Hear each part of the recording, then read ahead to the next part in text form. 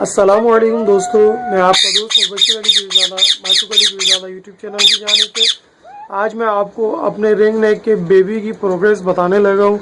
वो तकरीबन 23 सितंबर 2017 रात शाम में वो बच्चा निकला था। आज तकरीबन जो तारीख है वो है 27 सितंबर।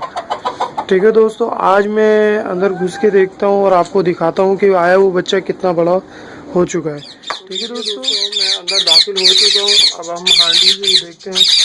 माशाल्लाह अभी थोड़ी प्रोग्रेस में आ चुका है। तकरीबन 3 दिन का फटा हो चुका है। अभी इसकी माँ इसको फीड करा रही थी। ठीक है दोस्तों, मैं आपको दिखाता चलूँ इसका साइज़ भी। आप लोग नहीं छेड़िएगा क्योंकि ये मेरे पुराने पेयर हैं और अच्छे ब्रीडर पेयर हैं। तभी दोस्तों, अगर आपके पास भी ऐसी हो कि तीन अंडों में से सिर्फ एक बच्चा निकला है, तो लिहाजा आपसे गुजारिश होगी दोस्तों उन 2 अंडों को ना छेड़ें, क्योंकि वो बच्चा उन्हीं सहारों की मदद से बैठा रहेगा।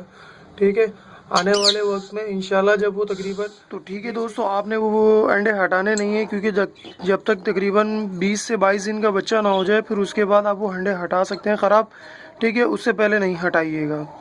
ठीक है दोस्तों, ख्याल रखिएगा जब आपका रिंग नेक बेबी निकल आए तो आपको चाहिए कि आप ज़्यादा से ज़्यादा अच्छा फूड खिलाएं अपने जोड़े को।